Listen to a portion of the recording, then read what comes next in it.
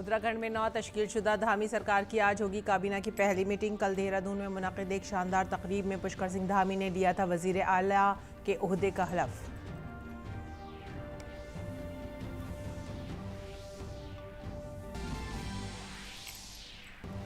सदर जमहूरिया रामनाथ कोविंद आज से गुजरात के 2 रोज़ा दौरे पर। सदर आज गांधीनगर में गुजरात असेंबली के अरकान से करेंगे खिताब। सदर कल जामनगर में INS वलसोरा को देंगे प्रेसिडेंट कलर।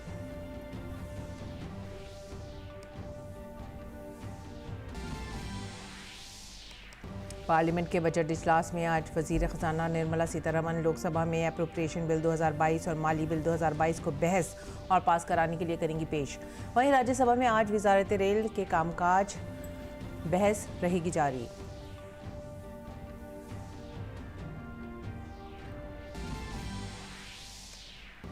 एशिया की सबसे बड़ी शहरी हवाबाजी तकरीब विंग्स इंडिया 2022 की आज हैदराबाद के बेगमपेट हवाई अड्डे पर होगी शुरुआत। आज़ादी के अमृत महोत्सव के मौके पर मुनक़िद इस 4 रोज़ा तकरीब का मौजू है इंडिया एट 75, शहरी हवाबाजी सनत का नया उफ़्क़।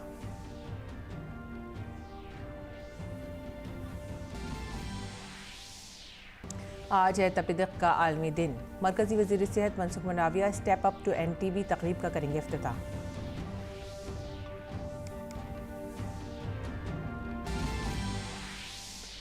बैनुल-अक़वामी खबरों में रूस यूक्रेन जंग को लेकर आज ब्रसेल्स में नाटो की हंगामी मीटिंग। इस दौरान चीन के रोल पर भी होगी बातचीत। बहरान के वक्त में नाटो को मज़ीद मजबूत करने के इक़दामात पर भी होगी बात।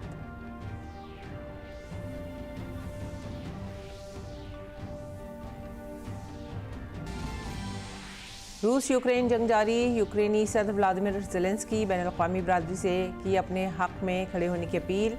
न्यूयॉर्क ने यूक्रेन के तय यकजहती का मुजाहरा करते हुए यूक्रेनी परचम लहराया।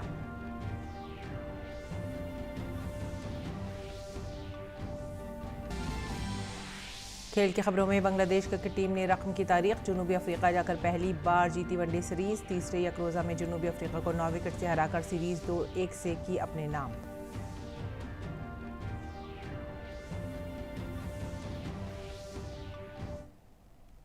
आदाब नाज़रीन, उर्दू खबरों में आप सभी का खैर मकदम है। मैं हूं सादिया अलीम। नजर डालते इस वक्त की खास खबरों पर। उत्तराखंड में 9 तश्कीलशुदा धामी हुकूमत की आज काबीना की पहली मीटिंग होगी। पुष्कर सिंह धामी ने कल देहरादून में मुनक़िदा एक शानदार तकरीब में वज़ीर आला के ओहदे का हलफ लिया था। हलफ बर्दारी की तकरीब में वज़ीर आज़म नरेंद्र मोदी समेत BJP के तमाम बड़े लीडर मौजूद थे। पुष्कर सिंह धामी के साथ 8 काबीनी वज़रा ने भी हलफ लिया था। सतपाल महाराज, प्रेमचंद्र अग्रवाल, गणेश जोशी, धन सिंह रावत, सुबोध ओनियाल, रेखा आर्या, चंदन रामदास और सौरभ भोगना को काबीनी वजीर बनाया गया है। काबिल जिक्र है कि पुष्कर सिंह धामी ने 8 माह के अंदर दूसरी बार वजीर आला के ओहदे का हलफ लिया है।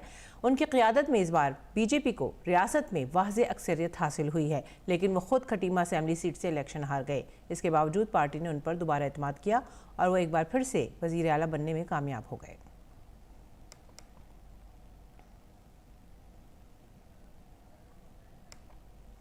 उत्तर प्रदेश में हुकूमत साजी का काम भी आखिरी मरहले में है। राजधानी लखनऊ में आज कानून साज पार्टी की मीटिंग बुलाई गई है। BJP के मरकजी मुशाहिद अमित शाह हुकूमत साजी के लिए आज लखनऊ में मौजूद रहेंगे। मीटिंग में योगी आदित्यनाथ के नाम पर मोहर लगना तकरीबन तय है। कल रियासत में हलफ बर्दारी तकरीब का इनेकाद होगा। योगी आदित्यनाथ अपने काबीना साथियों के साथ कल लखनऊ के Atal Bihari Vajpayee international cricket stadium में तकरीबन 4:30 बजे दूसरी मुद्दत के लिए ओहदे और राजदारी का हलफ लेंगे। और सदर जमहूरिया रामनाथ कोविंद आज गुजरात के 2 रोज़ा दौरे पर रहेंगे। अपने दौरे के पहले दिन सदर आज गांधीनगर में गुजरात असेंबली के अरकान से खिताब करेंगे। सदर कल जामनगर में INS वलसोरा को प्रेसिडेंट कलर देंगे।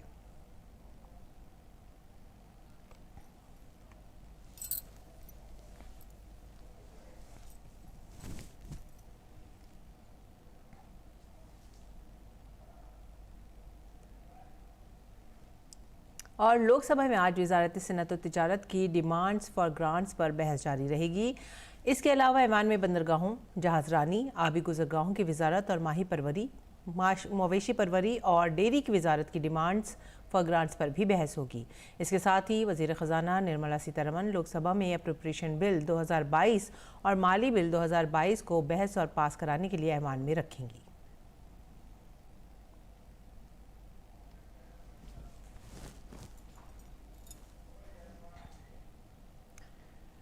वहीं राज्यसभा में भी आज वजारत रेल के कामकाज पर बहस जारी रहेगी। इसके अलावा ऐवान में मेहनत और रोजगार की वजारत के कामों पर भी बहस होगी।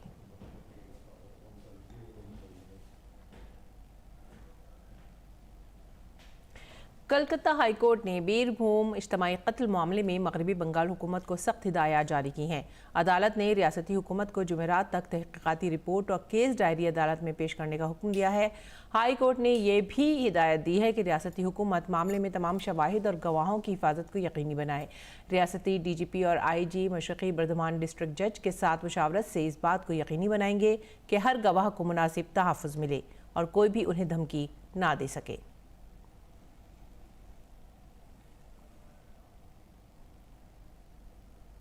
मगरबी बंगाल बीरभूम में आतिशज़दगी और कत्ल के वाक़े की तहक़ीक़ात के लिए खुसूसी तहक़ीक़ाती टीम SIT और फॉरेंसिक टीम रामपुर हाट में जाए वक़ूफ़ पर पहुंची और शवाहिद इकट्ठे किए। रामपुर हाट शहर के वज़ाफ़ात में बगतोई गांव में नामालूम शरपसंदों ने तकरीबन 10 मकानात को आग लगा दी थी, जिसमें 2 बच्चे भी जाँ बहक हो गए। ये वाक़या पीर की रात पेश आया। इससे चंद घंटे पहले पंचायत सरबराह का कत्ल कर दिया गया था। चंद घंटों के बाद आतिशज़दगी के इस वाक़े को आपसी रंजिश की नज़र से देखा जा रहा है।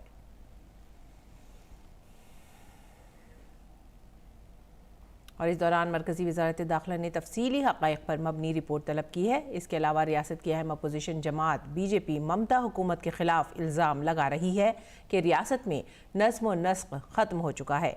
BJP ने TMC पर अपने ही लोगों को मारने का इल्ज़ाम लगाया और कहा कि रियासत में अफरा तफरी की सूरत हाल है, इसलिए सदर राज नाफिज करना ही वाहिद हल है। दूसरी जानिब पार्टी ने 5 रुकनी कमेटी भी तश्कील दी है। उधर BJP ने वज़ीर आला ममता बनर्जी के इस्तीफ़े का मुतालबा किया है।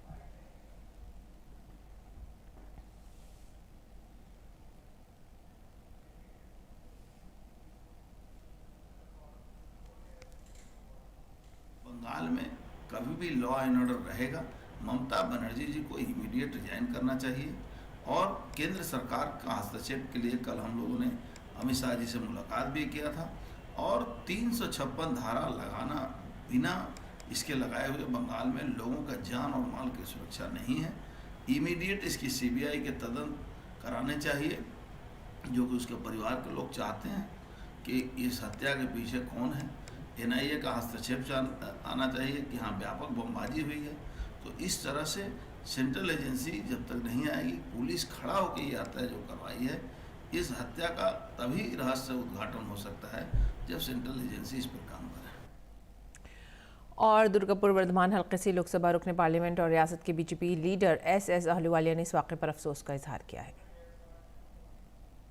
बहुत ही दर्दनाक, और इस पर अगर कार्रवाई नहीं होती है तो ये पश्चिम बंगाल के लिए और पश्चिम बंगाल की सभ्यता संस्कृति जो भद्रलोक की समस्या है, संप्रदाय है या संस्कार है, उस पर एक बहुत बड़ा कलंक है।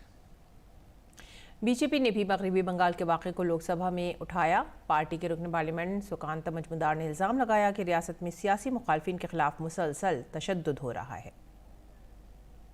मैं पूरे देश को बताना चाहता हूँ, लास्ट एक हफ्ते में पूरे पश्चिम बंगाल में 26 पॉलिटिकल मर्डर हुए हैं। इन 13 को पकड़ ले तो पूरे पश्चिम बंगाल में लॉ एंड ऑर्डर सिचुएशन पूरी तरह से ध्वस्त हो चुका है। हमारे सांसद जगन्नाथ सरकार के गाड़ी के ऊपर बम से हमला किया गया। 2 मई के बाद से कंटिन्यू वहां पे विरोधियों के ऊपर पोस्ट पोल वायलेंस चल रहा है। माननीय चेयरमैन साहब, इसलिए हम चाहते हैं पश्चिम बंगाल में केंद्रीय हस्तक्षेप करे और केंद्रीय सरकार यहाँ पे अपना जो अधिकार है संविधान में दिया गया है, उस अधिकार को केंद्र सरकार प्रयोग करे। और मगरबी बंगाल के गवर्नर जगदीप धनखड़ ने वज़ीर आला ममता बनर्जी के ख़त का जवाब देते हुए कहा कि वो इस तरह के वाक़े के बाद खामोश नहीं रह सकते। मंगल को वज़ीर आला ने गवर्नर को एक ख़त लिखकर तहम्मुल से काम लेने की ताकीद की थी और कहा था कि इंतज़ामिया वाक़े की तहक़ीक़ात कर रही है। गवर्नर धनखड़ ने आज एक जवाबी ख़त में लिखा कि वज़ीर आला ने चालाकी से उनके तबसरे को गैर माक़ूल और नामुनासिब करार देने की कोशिश की है, लेकिन ऐसे घुनावने जुर्म के बाद वो राजभवन में खामोश तमाशाई बनकर नहीं बैठ सकते और अगर वो ऐसा करते हैं तो ये उनकी आईनी जिम्मेदारी के खिलाफ होगा। उन्होंने लिखा कि रामपुर हाट वाक़े जैसे कई वाक़यात पहले भी रियासत में हो चुके हैं और इस वक्त ममता बनर्जी अपोजिशन में थीं।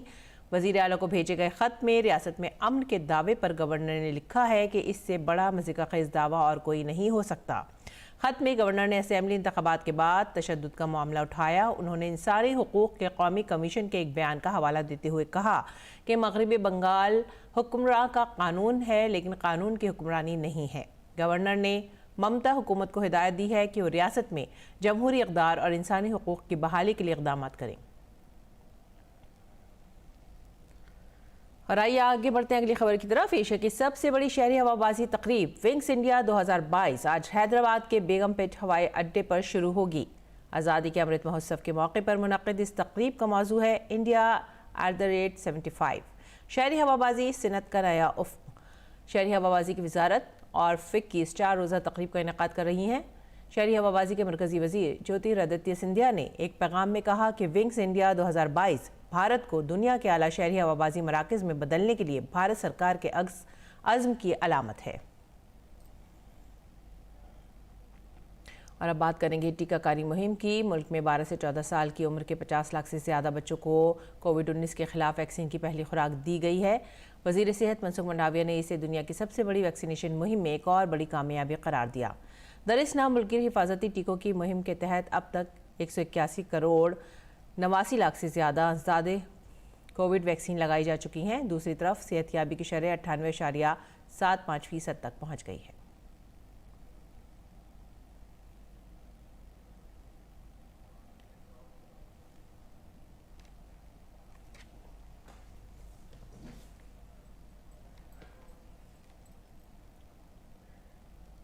मरकज़ ने कहा है कि कोविड की रोकथाम के लिए डिज़ास्टर मैनेजमेंट एक्ट की दफ़ात को जारी रखने की ज़रूरत नहीं है। ये फैसला मुल्क में कोविड इन्फेक्शन में कमी की वजह से लिया गया है। मरकज़ ने रियासतों और मरकज़ के ज़ेर इंतज़ाम इलाकों को मशवरा दिया है कि वो इस एक्ट के तहत अहकामात और रहनुमा खतूत जारी करना बंद कर दें। वज़ारत सेहत ने कोविड से बचाव के इक़दामात पर मशवरा दिया है कि लोग मास्क पहनते रहें और अपने हाथों को साफ रखें। मरकज़ ने कहा है कि कुछ मीडिया रिपोर्ट्स जिनमें कोविड प्रोटोकॉल के मुताबिक मास्क पहनने और हाथ की सफाई में नरमी का मशवरा दिया गया है वो बेबुनियाद हैं। वज़ारत सेहत ने कहा है कि चेहरे के मास्क और हाथ की सफाई की पाबंदी जारी रहेगी।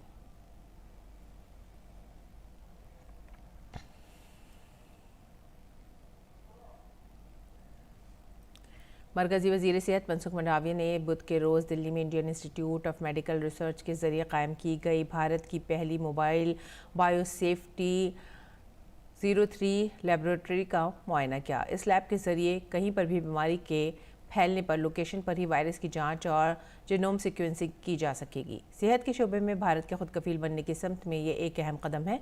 आने वाले दिनों में मुल्क के चारों हिस्सों में इस तरह की मज़ीद मोबाइल 3BSL लैब को तैनात किया जाएगा। इस मौके पर उन्होंने कहा कि ये मोबाइल लेबोरेटरी वायरल इन्फेक्शन की टेस्ट करने की सलाहियत रखती है।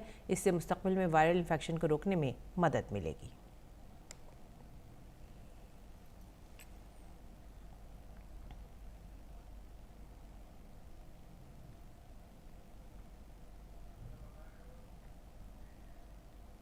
दिल्ली पुलिस ने पिछले साल साइबर जराइम की बढ़ती हुई तादाद को देखते हुए दिल्ली के हर पुलिस ज़िले में एक साइबर पुलिस स्टेशन खोलने का फैसला किया।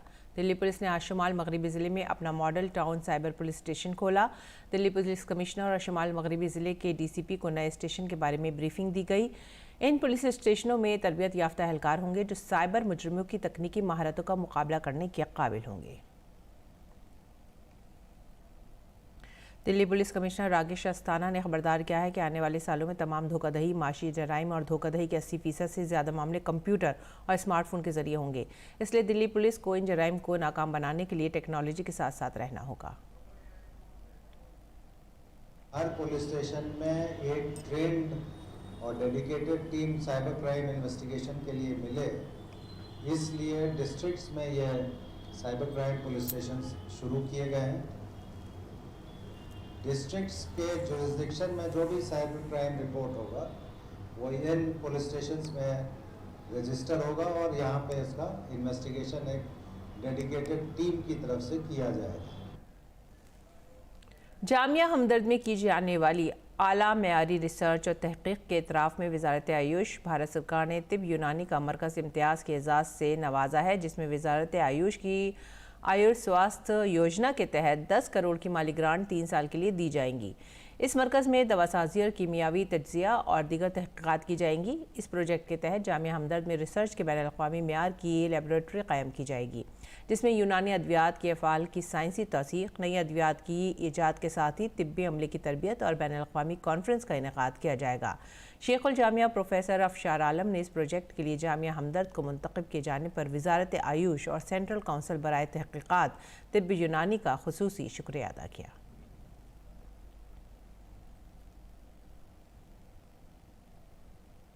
बैनुल-अक़वामी खबरों में रूस यूक्रेन जंग को लेकर आज ब्रसेल्स में नाटो की हंगामी मीटिंग होगी। नाटो के जनरल सेक्रेटरी की सदारत में ये मीटिंग होगी। मीटिंग में चीन के किरदार पर भी बातचीत होगी। इसके साथ ही मीटिंग में मौजूदा बहरान के वक्त में नाटो को और ज़्यादा मजबूत करने के इक़दाम पर भी बातचीत की जाएगी।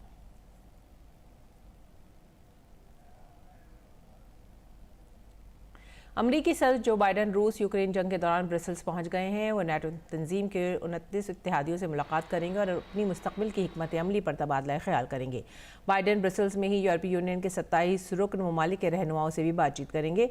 इसके बाद बाइडन रूस पर मज़ीद सख्त पाबंदियों के हवाले से G7 के रहनुमाओं से भी बात करेंगे। इस बातचीत में यूक्रेन के लिए इक़्तिसादी और फ़ौजी इमदाद में इजाफे पर भी गौर किया जाएगा। यहाँ से बाइडन पोलैंड जाएंगे। उसके साथ ही अमेरिका ने रूस को G20 ममालिक के ग्रुप से निकालने की कोशिश भी शुरू कर दी है। अमेरिकी कौमी सलामती के मुशीर जैक सल्वान ने बताया कि यूक्रेन के पड़ोसी मुल्क पोलैंड में सदर बाइडन वहाँ तैनात अमेरिकी फ़ौजियों से भी मुलाकात करेंगे। वो पोलैंड के सदर एंड्रेस ड्यूडा के साथ बड़ी तादाद में यूक्रेनी पनाहगज़ीनों की आमद से पैदा होने वाली दो तरफ़ा स्ट्रैटेजिक और सूरत हाल पर भी बातचीत करेंगे।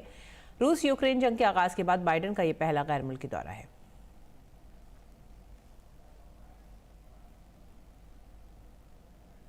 इस दौरान यूक्रेन के सदर व्लादिमीर ज़ेलेंस्की ने दुनिया भर के लोगों से यूक्रेन के साथ जंग के खिलाफ उठ खड़े होने की अपील की है। ज़ेलेंस्की ने वीडियो खिताब में कहा कि यूक्रेन में 1 माह से जंग जारी है। उन्होंने तमाम ममालिक से अवामी सतह पर यूक्रेन की हिमायत करने की अपील की। उन्होंने कहा कि रूस यूरोप में लोगों की आज़ादी को दबाने की कोशिश कर रहा है। ज़ेलेंस्की ने कहा कि दुनिया को रूस को रोकने की ज़रूरत है।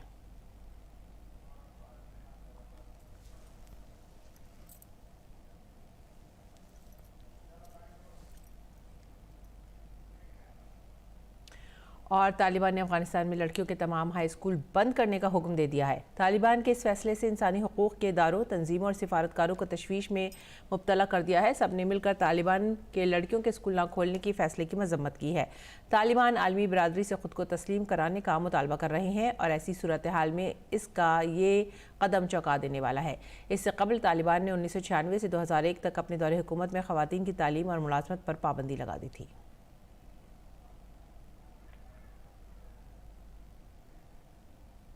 नाज़रीन, आज तपिदिक़ का आलमी दिन है। तपिदिक़ का आलमी दिन हर साल 24 मार्च को मनाया जाता है ताकि तपिदिक़ की बीमारी के तबाहकुन असरात और उसके समाजी और माशी नताइज के बारे में आगाही पैदा की जा सके।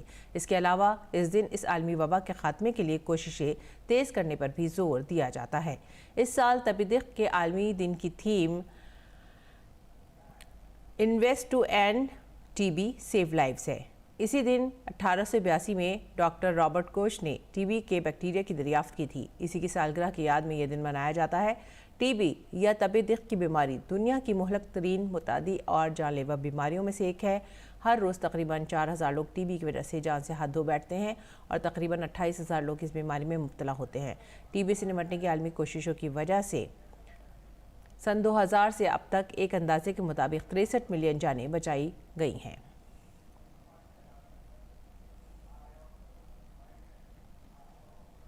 मरकज़ी वज़ीर सेहत मनसुख मंडाविया आज तपिदिक़ के आलमी दिन के मौके पर नई दिल्ली के विज्ञान भवन में step up to end TB world TB day चोटी कॉन्फ्रेंस का इफ्तिताह करेंगे। उत्तर प्रदेश की गवर्नर आनंदीबेन पटेल इस समिट में मेहमान खुसूसी होंगी, जो वर्चुअल तरीक़े पर चोटी कॉन्फ्रेंस में शिरकत करेंगी।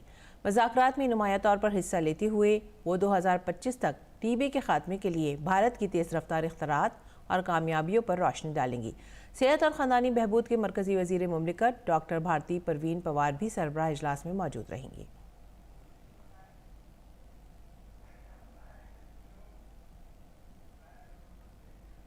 और आइए अब रुख करते हैं खेल के मैदान का। बांग्लादेश ने तीसरे वनडे में जनूबी अफ्रीका को शिकस्त देकर तारीख रकम कर दी है। बांग्लादेश ने 3 एक रोज़ा मैचों की सीरीज़ के आखिरी मैच में जनूबी अफ्रीका को बआसानी 9 विकेटों से शिकस्त दे दी। इस जीत के साथ ही बांग्लादेश ने सीरीज़ 2-1 से जीत ली है। टीम ने पहला मैच 38 रन से जीता था। दूसरे मैच में जनूबी अफ्रीका ने 7 विकेटों से कामयाबी हासिल की। ये पहला मौका है जब बांग्लादेश ने जनूबी अफ्रीका में सीरीज़ जीतने में कामयाबी हासिल की है। इस दौरे से कबल जनूबी अफ्रीका में टीम ने कोई मैच नहीं जीता था। इसे तमाम 19 मैचों में शिकस्त हुई थी। तीसरे मैच में पहले बल्लेबाजी करने उतरी अफ्रीकी टीम 37 ओवर में 154 रन बनाकर आउट हो गई। बांग्लादेश ने 27वें ओवर में 1 विकेट के नुकसान पर मैच जीत लिया। कप्तान और ओपनर तमीम इकबाल 82 गेंदों पर 87 रन बनाकर नॉट आउट रहे।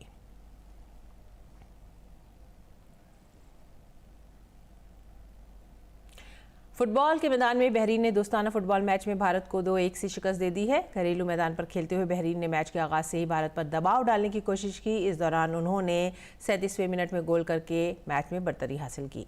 बहरीन की जानिब से ये गोल मोहम्मद अल हरदान ने किया। मेज़बान टीम ने पहले हाफ के अख्तिताम तक अपनी बढ़तरी बरकरार रखी। ताहम दूसरे हाफ में भारत ने बराबरी की कोशिश तेज कर दी।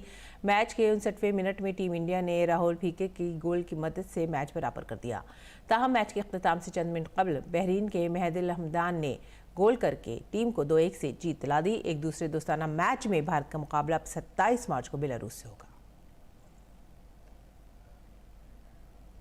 इस बीच स्विस ओपन बैडमिंटन में भारतीय खिलाड़ियों के लिए बुध का दिन काफ़ी अच्छा रहा। खवातीन के सिंगल्स में पीवी सिंधु और साइना नेहवाल ने आसान जीत के साथ प्री क्वार्टर फाइनल में रिसाई हासिल कर ली। मर्दों के सिंगल्स में श्रीकांत ने भी राउंड ऑफ 16 में जगह बना ली है।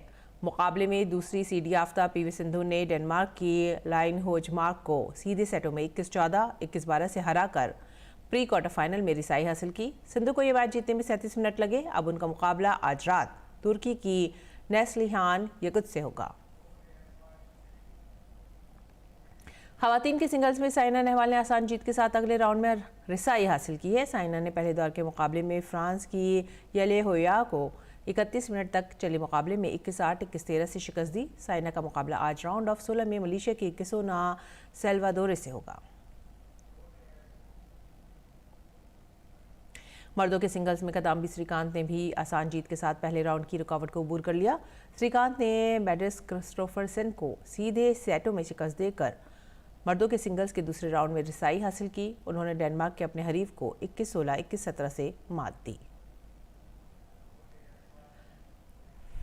मर्दों के डबल्स में चिराग शेट्टी और सात्विक साईराज रैंकी रेड्डी ने पहले राउंड में जीत दर्ज करने के लिए सख्त जद्दोजहद की। भारतीय जोड़ी ने all England champion Mohammad Shohibul Fikri और हगास एम की जोड़ी को शिकस्त दी। तीसरे सीडी याफ्ता चिराग और सात्विक की जोड़ी ने इंडोनेशिया के मोहम्मद शोएब अल फिक्री और बगास एम की जोड़ी को 17-21, 21-11, 21-18 से हरा दिया। दिल्ली पुलिस का काम वैसे तो शहरियों की हिफाजत करना है, जैसे हमारे जवान बड़ी मुस्तैदी के साथ अंजाम भी देते हैं, लेकिन अब इसी पुलिस ने एक कदम आगे बढ़कर एक शानदार पहल भी की है। दिल्ली की सेंट्रल डिस्ट्रिक्ट पुलिस के इस कदम का मकसद कुछ खवातीन की ज़िंदगी में नई सुबह लाना है। पिंक बूथ में चलाए जा रहे स्किल डेवलपमेंट मराकज़ के ज़रिए जिस्म फरोशी में मसरूफ़ खवातीन की बाज़ाबातकारी और उन्हें खुद कफ़ील बनाने के लिए दिल्ली पुलिस की कोशिशें वाकई काबिल सताइश हैं। कौमी राजधानी दिल्ली के जीबी रोड का नाम सुनते ही आपके जहन में उन खवातीन की छवि घूमने लगेगी जिनके लिए जिस्म फरोशी उनके रोजगार का जरिया है। अपनी गुजर बसर के लिए मजबूर इन खवातीन को हर कोई बुरी नजर से देखता है। वहीं सेंट्रल दिल्ली पुलिस के जरिए कायम किया गया पिंक बूथ अब इनकी तारीख जिंदगी में रोशनी बनकर सामने आया है। इसकी खास बात यह है कि यहाँ पर मल्टी स्किल ट्रेनिंग कोर्सेज की भी शुरुआत की जा रही है ताकि महिलाओं को सशक्त भी बनाया जा सके और उनको हुनर भी सिखाया जा सके। देखिए, कभी भी रेस्क्यू से काम नहीं चलता, रिहैबिलिटेशन भी ज़रूरी है। नहीं तो कई बार हमने देखा है कि हम लोग कोई अनविलिंग लड़की है या कोई नाबालिग है, उनको रेस्क्यू करते हैं लेकिन फिर उसके पास जाने के लिए कोई जगह नहीं है। तो हम चाहते हैं कि इनको हम ऑक्यूपेशनल स्किल्स दें ताकि वो कहीं एम्प्लॉयमेंट उनको मिले उसके आगे। तो इसीलिए हम लोगों ने अभी 3 तरह की चीज़ें स्टार्ट करी हैं और आगे देखेंगे जिस तरह की डिमांड बनेगी वैसे उसको बढ़ाया भी जाएगा। तो अभी we have got support from NGOs, we have got support from college students, people are willing to come and educate them. तो हम लोगों ने एक तो कंप्यूटर्स के कोर्स शुरू किए हैं, उसके अलावा हम लोग स्टिचिंग सिखा रहे हैं, जिसको हम लोग 3 महीने का कोर्स करेंगे ताकि वो एक बेसिक स्टिचिंग उनको करनी आ जाए और वो कहीं और काम कर सकें। उसके अलावा हम लोग हेल्थ केयर, क्योंकि कोरोना के टाइम में देखा कि हेल्थ केयर वर्कर्स की बहुत ज़्यादा डिमांड होती है, तो हम उन्हें हेल्थ केयर का 3 महीने का कोर्स हम लोगों ने भी प्लान किया है। इस पहल का मकसद इन खवातीन की बाज़ावतकारी के साथ ही इन्हें पेशावराना तौर पर भी बाहुनर बनाना है। यहाँ की जो रहने वाली महिलाएं वो देह व्यापार से लिप्त हैं, हम उनके जीवन को कैसे चेंज करें, उनके अंदर कैसे बदलाव लाएं कि वो समाज के साथ बिल्कुल पॉजिटिव तरह से जुड़ सकें। इनको जो चीज़ें चाहिए होती हैं हेल्थ से रिलेटेड, जैसे अल्ट्रासाउंड कराना, ब्लड टेस्ट कराना है या किसी तरह के भी टेस्ट डॉक्टर उनको कहता है, क्योंकि ये कई लोगों के साथ जब रिलेशंस बनाती हैं तो इनको इन्फेक्शंस हो जाते हैं, तो उनको हम अपनी साथ जोड़ सकें। तो हमने इसीलिए पिंक बूथ हमारा है, तो हमने उन्हें पिंक बैग दिए हैं और इस तरह से हम उन्हें बुक्स, मटेरियल, पेन, पेंसिल, जो भी एजुकेशन में यूज़ करने वाली चीज़ें हैं वो हमें समीर भाटी जी दे रहे हैं। और इसके अलावा जब वो 6 मंथ का कोर्स कर लेंगे तो हम उन्हें सर्टिफिकेट देंगे। इनमें से कई खवातीन पढ़ी लिखी हैं और आला तालीम हासिल कर चुकी हैं। मैं BSc ग्रेजुएटेड हूँ, सो मैं इस लाइन में कैसे आऊँगी मुझे ये नहीं पता चला, पर गलती से आ गई। अब यहाँ से कंप्यूटर कोर्स किया करके अपनी आगे का लाइफ इस दंदल से निकल के आगे का अच्छा लाइफ जीना चाहती हूँ। इनका मानना है कि ये स्किल सेंटर मुस्तकबिल में इन्हें बेहतर जिंदगी देने में मददगार साबित होगा। आमतौर पर देखा जाता है कि जब एक महिला थाने पहुंचती है अपनी शिकायत दर्ज कराने के लिए, तो उसका सामना एक मेल पुलिस कर्मचारी से होता है, जिसके सामने वो अपनी निजी बातें कहते हुए थोड़ी सी झिझकती है। लेकिन इस तरह के पिंक बूथ्स अगर बनाए जा रहे हैं तो वो उनके लिए बेहद मददगार साबित होंगे, जहां पर वो बेझिझक अपनी बात कह सकेंगी। और साथ ही साथ इस तरह के स्किल सेंटर भी इसमें खोले जा रहे हैं, तो इससे उनमें और भी आत्मविश्वास पैदा होगा। कैमरामैन संजीव के साथ मैं साइमा खान, DD न्यूज़। और नाज़रीन, अब पेश है दिल्ली से शायर उर्दू अखबारात का मुख्तसर जायजा।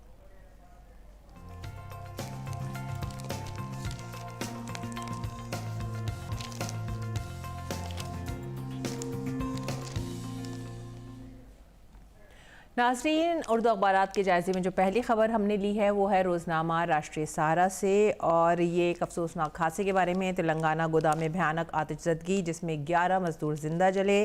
वज़ीर आला चंद्रशेखर राव ने महलूकीन के विरसे के लिए 5-5 लाख रकम का ऐलान किया। वज़ीर आज़म नरेंद्र मोदी और बिहार के वज़ीर आला नीतीश कुमार ने 2-2 लाख रुपए मुआवजे का ऐलान किया है। ये आग कबाड़ और टिम्बर के एक गोदाम में लगी थी, जहां पर मजदूर सो रहे थे। आगे बढ़ेंगे अगली खबर की तरफ, और ये खबर भी है रोज़नामा राष्ट्रीय सहारा से ही, और ये है धामी ने 8 वज़रा के साथ वज़ीर आला के ओहदे का हलफ लिया। दूसरी बार पुष्कर सिंह धामी ने वज़ीर आला के ओहदे का हलफ लिया है। हालांकि वो खटीमा असेंबली हल्के से चुनाव हार गए थे, लेकिन फिर भी उन पर भरोसा किया गया और उन्हें वज़ीर आला के ओहदे से नवाजा गया है। आगे बढ़ेंगे अगली खबर की तरफ, और ये एक मुआहदे के बारे में। हिंदुस्तान और यूनान के दरमियान 2 मुआहदों पर दस्तखत हुए हैं। वज़ीर ख़ारजा एस जयशंकर और यूनानी वज़ीर ख़ारजा ने बुध को बाहिमी अहमियत के उमूर पर तबादला ख्याल किया और 2 मफ़ाहतनामों पर दस्तखत किए हैं। अगली खबर भी रोज़नामा राष्ट्रीय सहारा से ही है, और ये है बीरभूम के तशद्दुद पर अदालत आलिया के तेवर सख्त हो गए हैं, और SIT से रिपोर्ट तलब की गई है। फॉरेंसिक टीम ने भी जाए वक़ू पर पहुंचकर जायज़ा लिया और शवाहिद इकट्ठे किए। अगली खबर जो हम ले रहे हैं वो है कोरोना से मुतालिक, और वो ये है कोरोना पाबंदियों का 31 मार्च से ख़ात्मा। लेकिन साथ ही साथ ये हिदायत भी है कि लगातार हाथ धोएं और मास्क ज़रूर पहने। तो नाज़रीन, आज के उर्दू अखबारात का मुख्तसर जायज़ा ये था। अब इसी के साथ ही वक्त हो गया है आप सभी से विदा लेने का। आप हमारी पूरी टीम को दीजिए इजाज़त। आदाब।